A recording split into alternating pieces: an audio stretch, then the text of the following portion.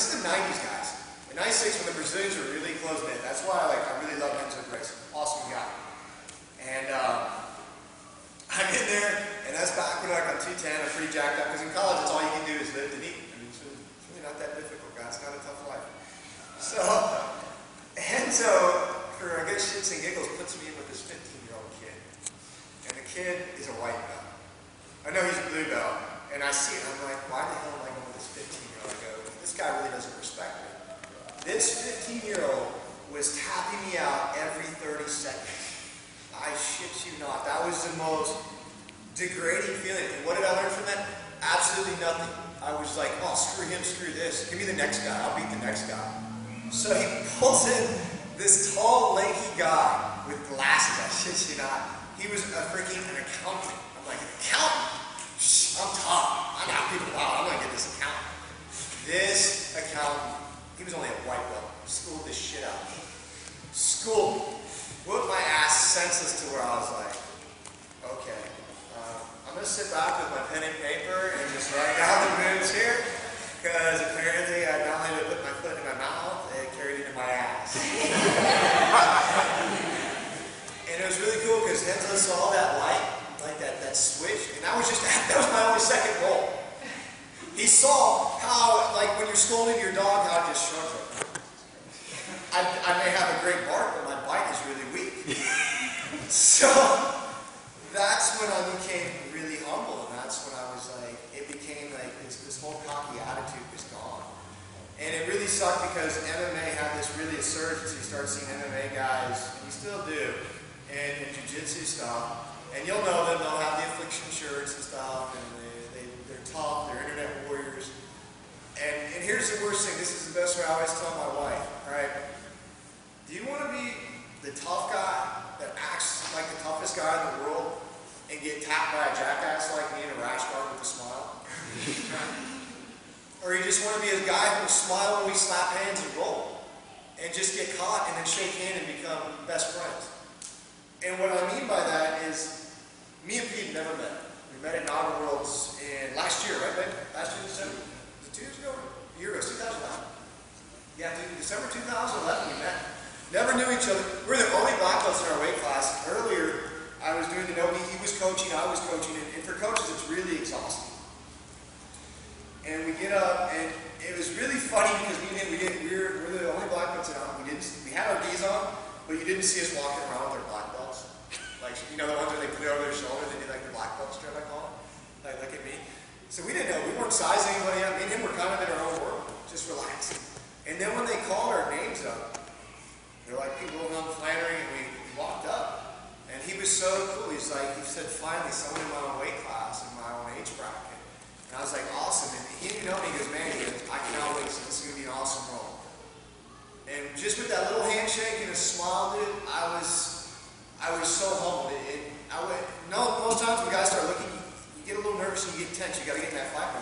But at that point, it was like, holy shit, I think I found my long-lost brother, someone who has kind of the same aspect. We'll see when we get on the mats. This is what was cool. We got on the mats, we shook the ref's hands, I'll never forget. We slapped hands and we hugged each other before we went. That was like the coolest thing. And they said, all right, guys, your match is only going to be 4 minutes because we're the seniors. And we go, no, man, we both. I said, you want longer? He goes, yeah. We did that. So we asked for like 7 minutes just so we could roll with each other. And we rolled, and halfway through, we started talking to each other. I shit you not. We started talking, and when it was all said and done, he has been like blood. He has shown me the route to get my knowledge out there. Before, I was forced in Houston, Texas. No one really cared who I was. Yeah. But because of Piet, he kind of showed me the way. He's like, dude, you got something. You need to show it to other people. And that's a big step for another instructor to do that, because from there, you're really being selfless, because when you run a school, you really got to promote it. You really got to try and get more students. But he's not about that. He's like, dude, you have something that you need to show people, and you need to get it out there.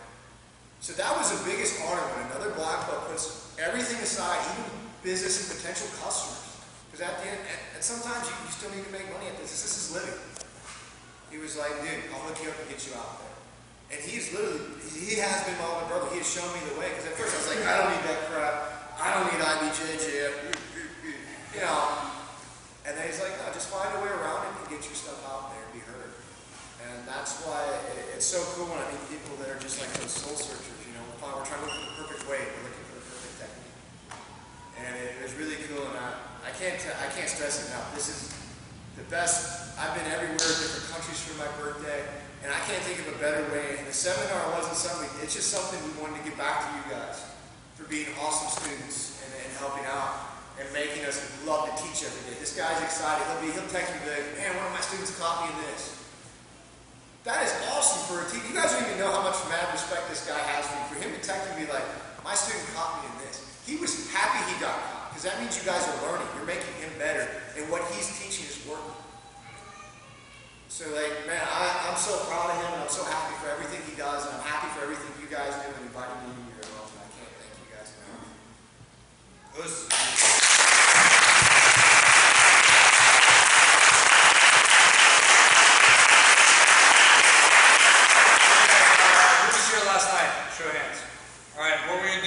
Basically that same formation that we did, but it's going to be up here against the cage for one big group picture.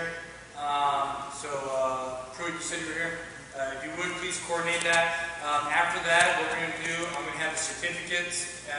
The certificates do not have your name on it, but they're already signed by Classy, Miss Classy actually. My finger's not so good. Yeah. So you get somebody with good handwriting, and they'll write your name where it belongs. And we'll do individual pictures close to the logo. Once that is done, what we're going to do is we're going to open up the cage for the private and open the mat for open rolling. So, so I don't want everybody coming up to class and just bombarding with pictures. We're going to do it in an organized manner with the certificates. All right, guys? Please, guys, if Garrett doesn't need to bail out of here, somebody, preferably all the senior guys. I would like to, since Garrett took all this time to come up here and train with us, if you don't, does he want to come and do some Q&A in the cage too?